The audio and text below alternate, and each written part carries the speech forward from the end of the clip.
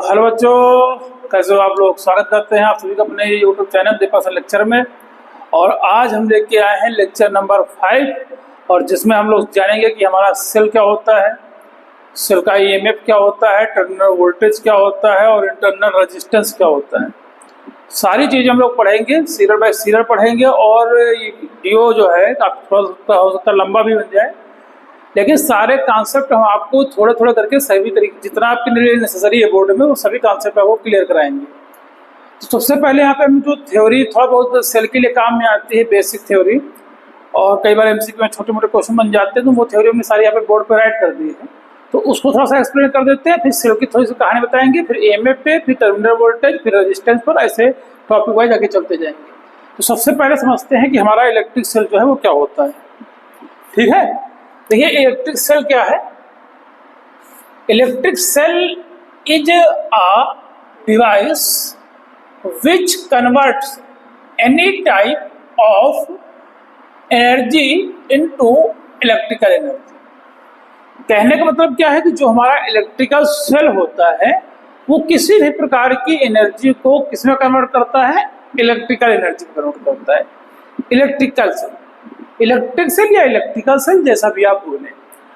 लेकिन अब इसमें सेल के कई तरह के टाइप्स हैं, कई सारे टाइप्स हो सकते हैं। कुछ मेन टाइप्स जो हम होते हैं वो हम आपको बता दे रहे हैं, और सभी टाइप्स ऑफ सेल देखिए उनके कुछ बेसिक फिनोमेना पर भी उनके जो है टाइप्स बनाए गए हैं।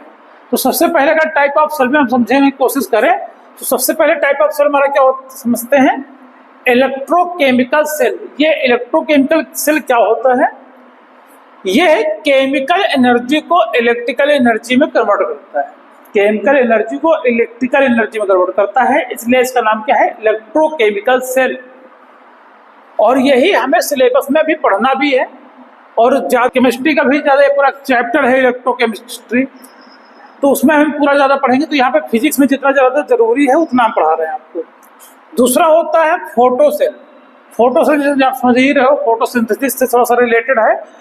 तो लाइट एनर्जी को इलेक्ट्रिकल एनर्जी में कन्वर्ट करता है।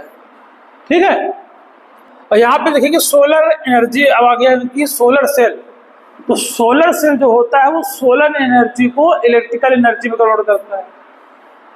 और इसके बाद आता है थर्मोकपल सेल। तो जो थर्मोकपल सेल होता है वो थर्मल एनर्जी, थर्मल मतलब एनर्जी से हीट वगैरह, उसको कन्वर्ट करता है इलेक्ट्रिकल एनर्जी में। तो यानी कि ये सभी सेल आप चाहे तो सभी एनर्जी को कन्वर्ट किसमें करेंगे, इलेक्ट्रिकल एनर्जी। अब जैसे यहाँ पे इलेक्ट्रिको केमिकल सेल जो है वो किसमें कन्वर्ट, केमिकल एनर्जी को इलेक्ट्रिकल एनर्जी में कन्वर्ट करता है। फोटो सेल लाइट एनर्जी को इलेक्ट्रिकल एनर्जी में कन्वर्ट करता है। वहीं पे सोलर सेल सोलर एनर्जी को इलेक्ट्रिकल एनर्जी में कन्वर्ट करता है। इस तरह के जितने भी सेल हैं वो एक पार्टिकुलर एनर्जी को इलेक्ट्रिकल एनर्जी में कन्वर्ट करते हैं। अब इसमें से हम जो पढ़ेंगे वो क्या पढ़ेंगे, इलेक्ट्रोकेमिकल सेल। तो इलेक्ट्रोकेमिकल सेल क्या है, तो पहला पॉइंट तो है यही कि electrochemical cell convert chemical energy into electrical energy. और सेल का काम होता क्या है, तो सेल जो है वो maintains continuous flow of charge in the circuit, यानी सर्किट के अंदर चार्ज के फ्लो को मेंटेन रखता है। कई बार बोलते हैं इलेक्ट्रॉन जनरेट करता है, तो इलेक्ट्रॉन ने जनरेट करता है, इलेक्ट्रॉन के फ्लो को मेंटेन रखता है, यानी जो भी चार्ज है उसको मेंटेन करता है, यानी उसके फ्लो को मेंटेन रखता जो है कौन, इलेक्ट्रोकेमिकल सेल। या फिर जनरली हम लोग इसी को पढ़ना है तो इसी को सेल ही बोलते रहेंगे। इसका एक जो बेस्ट एग्जाम्पल है वो क्या है, गैल्वेनिक सेल। ठीक है, अब यहाँ पे देखेंगे एक सेल बना हुआ है, इसकी हम डिटेल स्टडी करेंगे। तो ये सेल का कुछ स्ट्रक्चर ऐसा होगा। तो यहाँ पे टाइप ऑफ सेल की भी कुछ कहानी हम समझेंगे कि टाइप ऑफ सेल में क्या समझना है, कि जो सेल होते हैं, सेल के टाइप जो होते हैं इलेक्ट्रोकेमिकल सेल के, वो दो टाइप से होते हैं। एक होता है प्राइमरी सेल, दूसरा होता है सेकेंडरी सेल। तो बेटा जो प्राइमरी सेल होते हैं वो इरिवर्सिबल होते हैं, यानी कि इनको एक बार हमने यूज कर लिया तो यूज करने के बाद दोबारा इनको चार्ज करके फिर से यूज में नहीं ला पाएंगे, या फिर कह सकते हैं कि नहीं कर सकते, एक बार यूज करने के बाद ये यूजलेस हो जाएंगे। तो वो it can not be recharge, यानी कि इनको दोबारा चार्ज नहीं किया जा सकता है। इसके एग्जाम्पल हो गए Daniell cell, Lagrange cell, dry cell, ये सारे इसके एग्जाम्पल हो गए। दूसरे होते हैं सेकेंडरी सेल।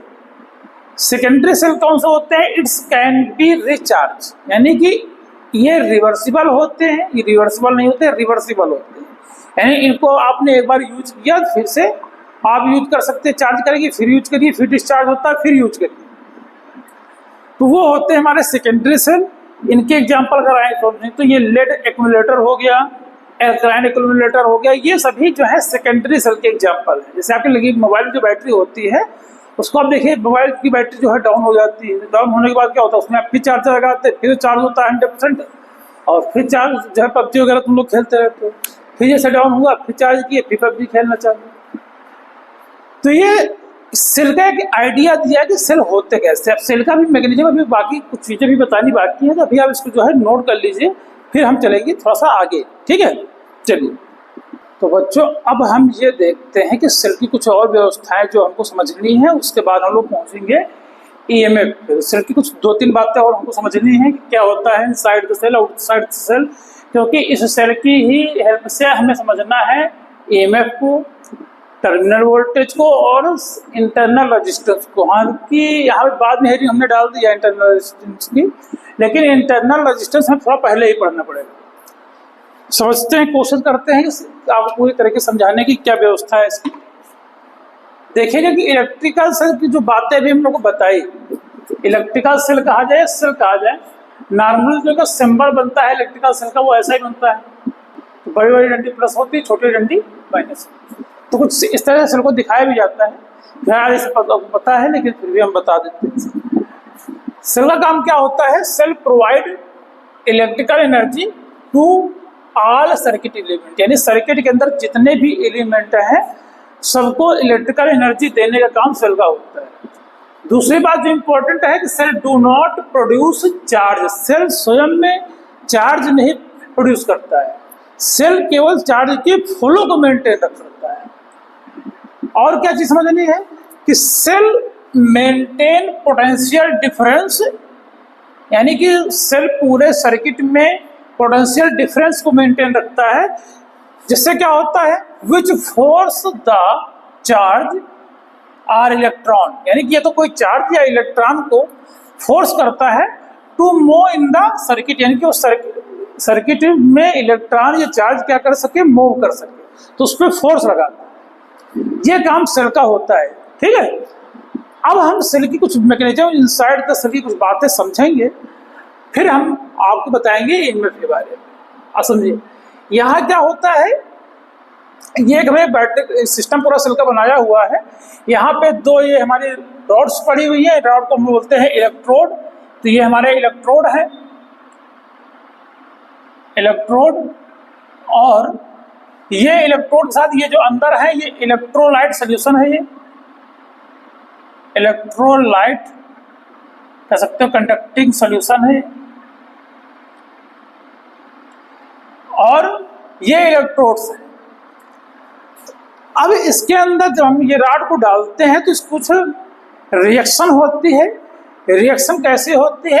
एक्सोथर्मिक रिएक्शन होती है, ठीक है। एक्सोथर्मिक रेडॉक्स रिएक्शन होती है इसके अंदर। कैसी रिएक्शन होती है बेटा? इस सेल के अंदर एक्सोथर्मिक रेडॉक्स रिएक्शन। अब ये जान लीजिए कि एक्सोथर्मिक क्या होता है। एक्सोथर्मिक वो होता है जिसमें हीट रिलीज होती है, और रेडॉक्स रिएक्शन क्या होता है जिसमें ऑक्सीडेशन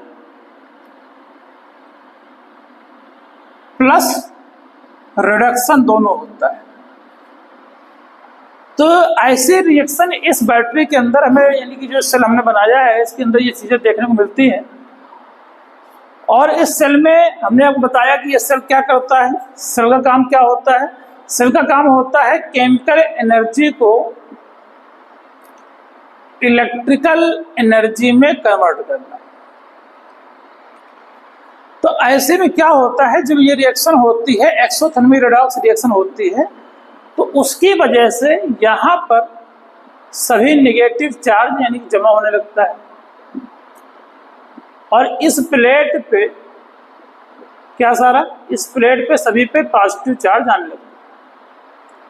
यानी इस प्लेट से इस प्लेट से इलेक्ट्रॉन निकल के ऐसे ऐसे ऐसे ऐसे ऐसे ऐसे ये इलेक्ट्रॉन जाने लगते हैं। अब चूंकि इलेक्ट्रॉन इधर से निकल के इधर जा रहे हैं, अब यहाँ समझो कि इलेक्ट्रॉन यहाँ अंदर आता जाएगा। ये पूरी कहानी केमिस्ट्री वाले इलेक्ट्रोकेमिस्ट्री में है, यहाँ पे बेसिक चीज हम आपको बता रहे हैं क्या क्या होता है। अब यहाँ पर एक बुक है HC वर्मा की, वहां पे आपको समझाया जाएगा कि अब जब अगर मैं यहाँ पे एक इलेक्ट्रॉन रखूं, सोचो अगर यहाँ पे कोई इलेक्ट्रॉन एक हो तो ये इलेक्ट्रॉन किधर जाएगा, इधर जाएगा कि इधर जाएगा? ये इलेक्ट्रॉन बेटा इधर जाएगा कि इधर जाएगा? तो आप कहोगे सर इधर जाएगा क्योंकि पॉजिटिव चार्ज है, इस पे लगेगा इलेक्ट्रोस्टैटिक फोर्स और ये फोर्स इसको खींच लेगा। लेकिन बेटा ऐसा होगा नहीं। बैटरी जो है, बैटरी के अंदर एक ऐसा मैकेनिज्म होता है, कुछ ऐसी केमिकल रिएक्शन होती है जो अपोज करती हैं इलेक्ट्रोस्टैटिक फोर्स को, और उसके अपोजिशन में इस इलेक्ट्रॉन को कहाँ भेजती है, इधर। यानी ये इलेक्ट्रॉन इस प्लेट पे आता है और फिर झम से इस इलेक्ट्रॉन फिर झुम झुम झुम झुम झुम झुम करके ऐसे। अब ये जो केमिकल एनर्जी कन्वर्ट हो रही है इलेक्ट्रिकल एनर्जी में, तो ये एनर्जी बैटरी कहाँ बढ़ती है बेटा, यहीं पे, यानी कि इसी जगह पर बैटरी जो है इलेक्ट्रॉन को एनर्जी देती है। और यह एनर्जी झुम झुम झुम झुम झुम झुम जाता है, बाकायदा जो बाहर जो भी एलिमेंट एक्सटर्नल रेजिस्टेंस वगैरह यहाँ पे एनर्जी खाली किया, फिर वहाँ झुम झुम झुम झुम करके चला आया, फिर यहाँ पे बैटरी ने उसको एनर्जी भरा यहीं पे, फिर ये इलेक्ट्रॉन एनर्जी लेके इस प्लेट पे आया, फिर झुम झुम झुम झुम गया, फिर यहाँ आया, फिर यहाँ पे एनर्जी भरी, फिर यहाँ से इलेक्ट्रॉन गया, फिर झुम झुम करके यहाँ आया। तो बैटरी जो इलेक्ट्रॉन को एनर्जी देती है वो यहीं पे देती है, और यहाँ से इलेक्ट्रॉन एनर्जी लेके इस प्लेट से जाता है और झुम झुम करते हुए इधर आ जाता है। तो जिधर इलेक्ट्रॉन का फ्लो होता है उसके अपोजिट जो है करंट का फ्लो होता है। तो करंट जो है इस तरीके से इधर से इधर की ओर क्या हो जाती है, करंट फ्लो होने लगती है। ये फ्लो ऑफ हो जाता है current, opposite direction of electron. तो ये थोड़ा सा मैकेनिज्म है कि कैसे होता है। तो बैटरी एनर्जी कहाँ देती है, इनसाइड, यानी कि जो अंदर ये सोल्यूशन भरा है यहाँ पे एनर्जी इलेक्ट्रॉन को देती है। जबकि क्यों देती है, जो इलेक्ट्रोस्टैटिक फोर्स, अगर यहाँ पे एनर्जी नहीं मिलेगी तो इलेक्ट्रोस्टैटिक फोर्स इस इलेक्ट्रॉन को खींच लेगा और हमारा जो सर्किट है वो कंप्लीट नहीं होगा और ये करंट भी फ्लो नहीं होगी। तो बैटरी इलेक्ट्रॉन को एनर्जी यहीं पे देती है, तब इलेक्ट्रॉन इस पे आता है तो पूरा सर्किट कंप्लीट होता है, और इसके अपोजिट क्या हो जाती है, करंट फ्लो होना चालू हो जाती है। ऐसा है यार। अब हम बात करते हैं कि ये तो आपने समझ लिया, कोई सारी कोई दिक्कत नहीं है यहाँ पे। EMF यानी कि इलेक्ट्रोमोटिव फोर्स, ऊपर हेडिंग पड़ी हुई है, इसका जो सिंबल होता है वो ऐसा होता है, ये इसका EMF हो गया। देखिए EMF क्या है, फुल फॉर्म होता है इलेक्ट्रोमोटिव फोर्स। क्या नाम होता है इसका, इलेक्ट्रोमोटिव फोर्स। देखिए कोई फोर्स तो है नहीं, लेकिन एक बार जैसे किसी बचपन में नाम घर में पड़ जाए, चिंटू है ना, राधे श्याम, मनोहर लाल, बाद में उनका नाम कुछ भी हो जाए कि जो है राणा प्रताप सिंह, है ना, लेकिन काम बचपन में चिंटू पड़ ही गया ना। तो ऐसे ही इनका मान लीजिए कैसा नाम था, हिस्टोरिकल नेम। हिस्टोरिकल नेम था, पहले पड़ गया। ऐसी कोई चीज यहाँ पर इनकी है नहीं, है ना। बाद में देखा गया कि नहीं ये तो क्या है, ये तो पोटेंशियल डिफरेंस ही है, लेकिन एक बार नाम पड़ गया तो नाम पड़ गया। अब ये होता क्या है, EMF इसको समझ लीजिए। EMF की जो डेफिनेशन बताई जाती है, कहते हैं पोटेंशियल डिफरेंस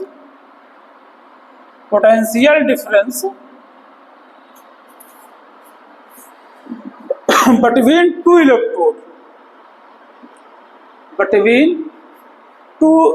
इलेक्ट्रोड, कई बार टर्मिनल भी लिखा रहता है, इलेक्ट्रोड तो आप टर्मिनल भी लिख दीजिए, terminal. When no current flow in the circuit, यानी कि जब सर्किट में कोई भी करंट फ्लो ना हो, यानी ये सर्किट हमारा एक ओपन सर्किट हो। कैसा सर्किट हो, ओपन सर्किट हो, यानी कि जब हम सेल लेके आए, कोई मान लीजिए हमारा कोई एक सेल है ऐसे, और सेल के ऊपर लिखा रहता है 1.5 वोल्ट, तो क्या उससे करंट ले रहे हैं हम लोग? करंट नहीं ले रहे हैं। तो जो सेल के ऊपर लिखा है 1.5 वोल्ट, वो उसका ईएमएफ है। ठीक है, तो जो लिखा है, यानी कि जब सेल से कोई करंट हम नहीं ले रहे हैं, potential difference between two electrode or terminal when current flow in the circuit, when no current flow in the circuit, यानी सर्किट में कोई भी करंट जब नहीं फ्लो हो रही, तब सेल के पास जो एनर्जी है, जो पोटेंशियल डिफरेंस है, कुछ भी कह सकते हो आप, वही उसका क्या है? ईएमएफ है। अब हम समझेंगे कि पोटेंशियल जो है, आगे कहानी समझेंगे कि टर्मिनल पोटेंशियल क्या डिफरेंस क्या होता है, समझिएगा बात को। लेकिन कुछ चीजें भी हमें यहाँ पे समझना है कि आगे क्या होगा। चलो आ जाओ, इसको मैं इरेज करता हूँ और आगे लेके आता हूँ कुछ कहानियां आपको समझाने के लिए। चलिए, तो बच्चों हम ये समझेंगे कि ईएमएफ हमने समझ लिया कि क्या होता है। ईएमएफ होता है potential difference across two terminal or electrode when no current flow in the circuit, यानी जब सर्किट में कोई करंट फ्लो नहीं हो रही, एक छोटा सा सेल लेके आए, सेल के ऊपर जो लिखा था 1.5 वोल्ट, वही उसका क्या था? ईएमएफ था। अब पोटेंशियल डिफरेंस को समझने से पहले कुछ बातें समझते हैं कि हुआ क्या, पोटेंशियल डिफरेंस जैसी चीज कैसे आई। यानी ये मान लीजिए कि ये एक सर्किट है, एक्सटर्नल रेजिस्टेंस लगा दिया, और ये हमारे पास एक बैटरी लग गई। ये मान के चलते हैं कि ये बैटरी कितने वोल्ट की चल रहे हैं? ये 12 वोल्ट की बैटरी लगा दिया। यहाँ पे हमने एक एमीटर लगा दिया, और इसके साथ हमने एक लगा दिया वोल्ट मीटर। ये हमने एक वोल्ट मीटर लगा दिया। हमारी जो एक्सपेक्टेशन वर्सेस रियलिटी की बात करने जा रहे हैं ना, हमारी एक्सपेक्टेशन जो है वो क्या होगी और रियलिटी में क्या होगा, इसी चीज पे सारी चीजें बेस्ड है। तो रियलिटी क्या है, एक्सपेक्टेशन क्या है? चलिए समझिए, पहले रियलिटी की बात, पहले एक्सपेक्टेशन समझो। ये देखा गया कि हमने सोचा कि चलिए यहाँ पे जो रेजिस्टेंस लगा है वो कितने ओम का लगा है? 4 ओम का लगा है। कितने ओम का लगा है? 4 ओम का मान लीजिए रेजिस्टेंस लगा हुआ है, और यहाँ से जो करंट निकल रही है तो कितनी होनी चाहिए? तो उसको हमने फार्मूले से कैलकुलेट किया कि फार्मूला क्या हमारे पास? V equal to I R. तो I इक्वल टू क्या हो जाएगा? V बाई आर, यानी कि 4 कितना हो गया? 4 4 4 3 12। I इक्वल टू 3 एम्पियर, यानी कि हमारी जो करंट है वो कितनी एम्पियर की निकल रहा है यहाँ पे? 3 एम्पियर की। समझिए बात, करंट कितनी निकल रही है यहाँ से? 3 एम्पियर की, यानी यहाँ से जो करंट हमारी निकल रही है वो 3 एम्पियर की होनी चाहिए। फिर हमारे पास एक एमीटर था, उसको हम पकड़े और यहाँ पे लगाए ऐसे, तो एमीटर ने उस रीडिंग को जानते कितना दिखाया? एमीटर ने रियलिटी में उस रीडिंग को कितना दिखाया? 2 एम्पियर। ये सारा एक्सपेरिमेंट बेस है बेटा, है ना। ये बात सोचिए नहीं कि ऐसे कैसे होता था, ये चीजें हुई नहीं, ये हो गई, ऐसे ही हुई कि यहाँ पे बैटरी लगाई हमने, 4 ओम का रेजिस्टेंस लगाया, तो हमारे हिसाब से क्या होना चाहिए था, हमारी इच्छाएं क्या थी, करंट कितनी होनी चाहिए, इससे निकलने वाली करंट कितनी होनी चाहिए थी? 3 एम्पियर की। फिर हम लेके आए एमीटर, जिससे हम करंट को चेक करना चाहते हैं, तो करंट लगाया खट्टर यहाँ पे, उसने बताया कि भाई ये जो तुमने देखा है ना, ये गड़बड़ है, ये नहीं आ रहा है, ये आ रहा है कितना? 2 एम्पियर करंट आ रहा है। तो जब 2 एम्पियर करंट आ रहा है, तो यहाँ से जब करंट 2 एम्पियर की निकलेगी, तो अक्रॉस द पोटेंशियल डिफरेंस यहाँ पे कितना वोल्ट होना चाहिए? फिर अगर निकालेंगे तो V equal to I R करेंगे। I 2 एम्पियर का आ रहा है, तो रेजिस्टेंस यहाँ 4 ओम को लगाए, 4 2 जा 8। ये क्या हो गया? पोटेंशियल डिफरेंस जो आ रहा है वो कितना आ रहा है? 8 वोल्ट का आ रहा है, जबकि हमारे पहले तो कुछ और सोचे थे। दिया 12 वोल्ट, मिला 8 वोल्ट, 4 वोल्ट कहाँ खत्म हो गया? समझ रहे हो? दिया 12 वोल्ट, मिला 8 वोल्ट, 4 वोल्ट कहाँ चला गया? तो कहानी की जन्म होता है यहाँ पे किसका? इंटरनल रेजिस्टेंस का। तो फिर कहानी में ट्विस्ट आता है कि बेटा ये एक्सटर्नल रेजिस्टेंस है, और जो आपने पीछे पढ़ा था कि जो इलेक्ट्रोलाइट कंडक्टिंग सोल्यूशन है वही जो है इंटरनल रेजिस्टेंस का काम भी करता है, जो ऑब्स्ट्रक्शन करता है किसकी, in the flow of current, यानी जो करंट फ्लो हो रही है उसमें ऑब्स्ट्रक्शन क्रिएट करता है, और ये इंटरनल रेजिस्टेंस। इसका नोटेशन क्या होता है, हम इसकी बात कर रहे हैं थोड़ी देर के लिए, इंटरनल रेजिस्टेंस। और ये इंटरनल रेजिस्टेंस बेटा होता सेल के अंदर है, लेकिन डायग्राम बनाते समय इसको दिखाया बाहर जाता है ऐसे, और ये थोड़ा चित्र बना दिया जाता है, थोड़ा लाइन खींच दिया जाता है। इसका मतलब यही होता है कि ये जो इंटरनल रेजिस्टेंस है वो इनसाइड द सेल है।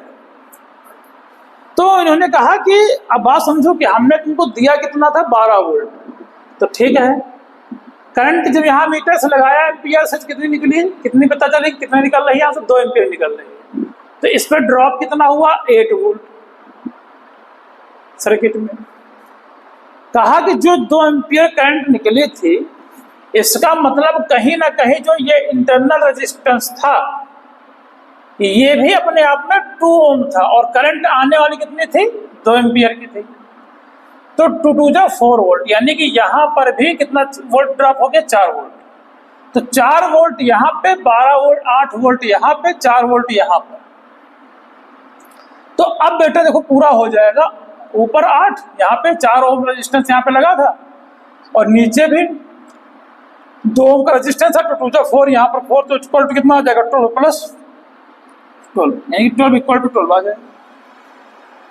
यानी कि यहाँ पे आप अंदर देखेंगे तो ये इंटरनल रेजिस्टेंस भी सेल के अंदर क्या कर रहा था, पोटेंशियल को ड्रॉप कर रहा था। इसलिए हमारी एक्सपेक्टेशन और रियलिटी में कुछ चेंज था, एक्सपेक्टेशन और रियलिटी में क्या था, चेंज था। हमारी इच्छा थी कि हमको 3 एम्पीयर करंट मिले, लेकिन 3 एम्पीयर करंट नहीं मिली, हमें मिली कितनी, 2 एम्पीयर करंट। बाकायदा जब सिस्टम पूरा एक्सपेरिमेंटल चेक किया गया कि यहाँ से 2 एम्पीयर करंट निकली, 4 4 2 जा 8, यहाँ पे 8 वोल्ट जो है पोटेंशियल ड्रॉप हुआ, तो बच्चा कहाँ चला गया, तो फिर देखा गया कि जो सेल का इलेक्ट्रोलाइट कंडक्टिंग सोल्यूशन है वो भी बिहेवियर शो कर रहा है एज ए जो है इंटरनल रेजिस्टेंस। और ये इंटरनल रेजिस्टेंस को हम लोग दिखाते किससे हैं, स्मॉल आर। अब ये स्मॉल आर मान लीजिए उतने समय एक्सपेरिमेंट के दौरान पे ये बताया गया कि ये मान लीजिए 2 ओम का जो है रेजिस्टेंस शो कर रहा है, तभी इसके अंदर जब 2 एम्पियर की करंट आई तो 2 × 2 × 4 वोल्ट यानी 4 वोल्ट का इसने ड्रॉपेज किया, तब टोटल हमारा 12 वोल्ट यानी जितना दिया था उसके बराबर वैल्यू आई। तो अब यहाँ से हम ये समझेंगे कि इंटरनल रेजिस्टेंस की कहानी समझ में आ गई कि हाँ ये इंटरनल रेजिस्टेंस क्या होता है, ऐसा हुआ कैसे वो भी आप समझ गए। तो यहाँ से एक फार्मूला आपको बताएंगे कि पहले आप समझो कि ये 8 वोल्ट की थोड़ी सी कहानी, और यहीं पे हम समझेंगे टर्मिनल पोटेंशियल डिफरेंस क्या होता है। Terminal potential difference,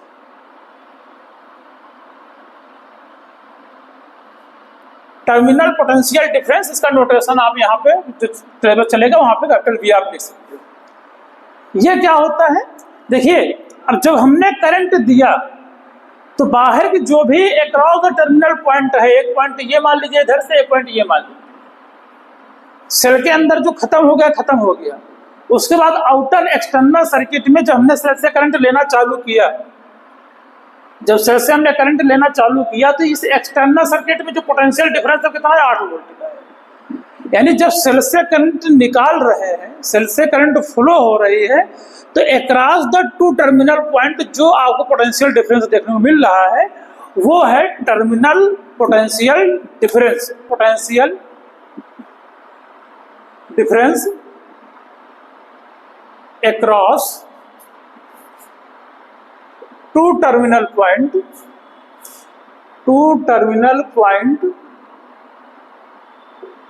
when current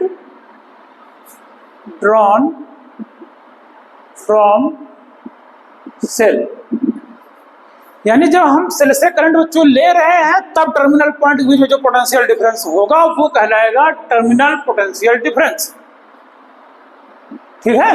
और रेजिस्टेंस क्या करता है, रेजिस्टेंस जो है यही आपने देखा ना, ये इंटरनल रेजिस्टेंस है जो ऑब्स्ट्रक्शन करता है the flow path of flow of current, यानी करंट को फ्लो होने से रोकता है और यहाँ पे पोटेंशियल ड्रॉप होता है, तो बचा हुआ पोटेंशियल जो ऊपर मिला वही हमारा क्या कहलाता है, टर्मिनल पोटेंशियल डिफरेंस।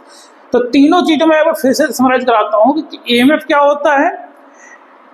जब जो हमारा सेल है हम उसको बाजार से खरीद के लेके आए, उसके ऊपर 1.5 वोल्ट लिखा है, तो ये जो लिखा हुआ है अभी इसको हमने देख रहा हूं ना, इससे करंट तो नहीं निकल रही, केवल लिखा हुआ है, तो ये सेल का है ईएमएफ यानी electromotive force, high potential difference है।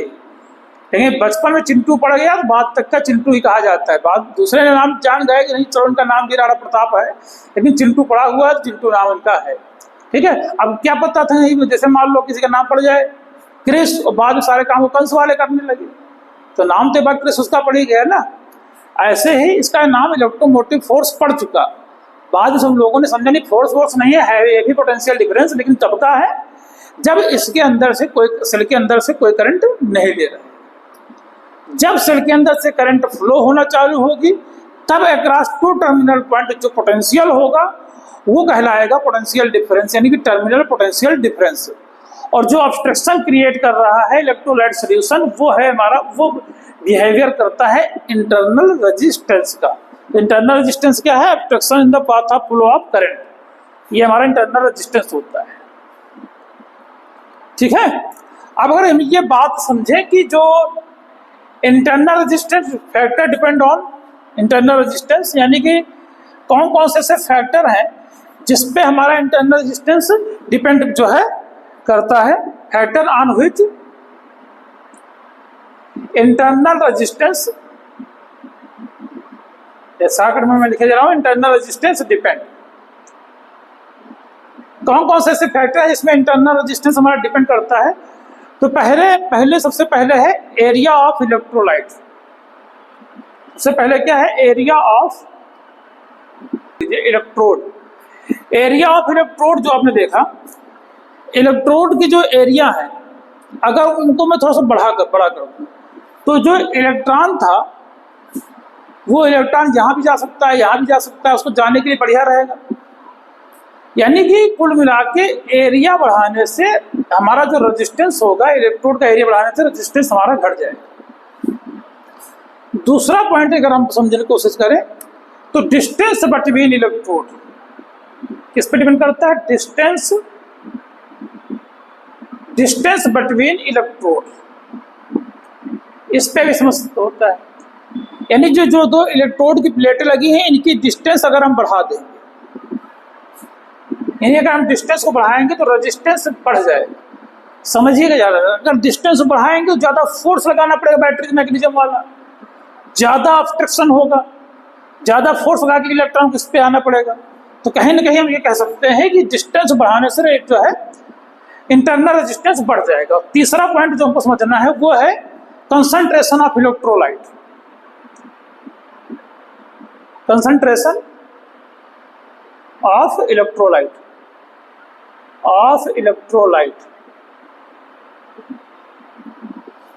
अगर हम इलेक्ट्रोलाइट का कंसंट्रेशन बढ़ाते हैं, ये भी समझ लो, इलेक्ट्रोलाइट का अगर कंसंट्रेशन बढ़ाओगे तब भी एक्सपेरिमेंटली ये देखा गया है कि जो इंटरनल रेजिस्टेंस है उसकी वैल्यू बढ़ जाती है।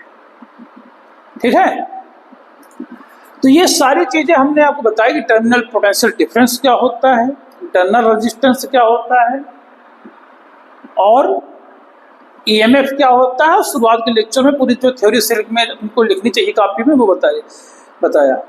अब हम क्या समझेंगे, इसके जो एक दो फार्मूलों को समझ लेते हैं कि फार्मूले कैसे हमको समझ बनाने हैं। इसको थोड़ा सा इरेज कर रहे हैं, यहाँ समझिएगा। यही बैटरी वाला ही सिस्टम चाहे बना रहने दीजिए, इसी से हम फार्मूला बना लेंगे, देखिएगा फार्मूला कैसे बनाते हैं। ठीक है, ज़्यादा कोई चक्कर नहीं है, आप समझिएगा कि ये क्या था हमारा बेटा, ये हमारा एक्सटर्नल रेजिस्टेंस था और हमने यहाँ से सेल से इसको पोटेंशियल दिया था। पोटेंशियल के सेल के पास एक इंटरनल रेजिस्टेंस था अपना, सेल से क्या निकली थी, करंट निकली थी। सेल जो देना चाह रहा है वो उसका ईएमएफ होता है, जिसका नोटेशन क्या हो गया, ये थोड़ा सा घुमा के ई बना लेते हैं, और ये इसका इंटरनल रेजिस्टेंस हो गया आर, ये प्लस और ये माइनस, ये सारी चीजें पता है। ये इंटरनल रेजिस्टेंस होता सेल के अंदर है, दिखता बाहर।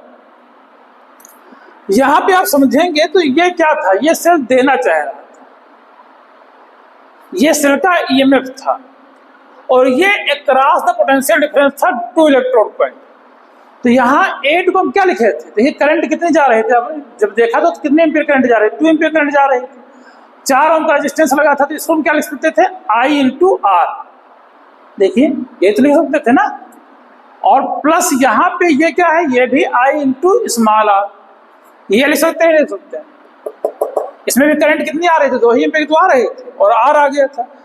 करंट 2 एम्पीयर थी, इंटरनल रेजिस्टेंस 2 था, तो 2 का कितना होगा, 4 वोल्ट हो गया था ये।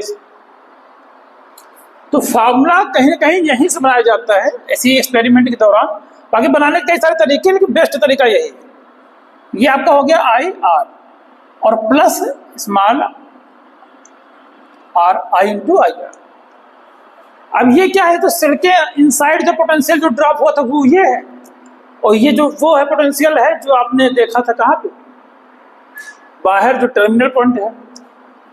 तो ये आपका हो गया। अब इसको ही आप क्या लिख सकते हो, अगर आपको इसको लिखना चाहे तो इसी को आप लिख सकते हो E equal to V plus I, capital I या स्मॉल आई, आप जैसे भी चाहे लिख सकते हैं, ये फॉर्मूला। या इसी को V इक्वल टू आप लिख सकते हो एप्सिलॉन नॉट, माइनस से उधर जाएगा तो माइनस आई आर आ जाएगा। तो ये फॉर्मूला हो गया। जहां ये सेल का क्या है, ये सेल का ईएमएफ है, ये है पोटेंशियल टर्मिनल पोटेंशियल डिफरेंस, और ये आई क्या है, यहां से इंटरनल रेजिस्टेंस है। आई क्या है बेटा, करंट है, ठीक है। और ये फॉर्मूला कब का है, ये फॉर्मूला कब का है, जब सेल से करंट हम लोग ले रहे हैं, यानी कि डिस्चार्जिंग का केस है। किसका केस है, डिस्चार्जिंग का केस है। डिस्चार्जिंग, जब करंट जो है सेल जो है डिस्चार्ज हो रहा है। जब हम सेल से करंट लेना चालू करेंगे तो उसमें और कुछ नहीं होगा, बस ये करंट की वैल्यू की जो डायरेक्शन है वो निगेटिव हो जाती है।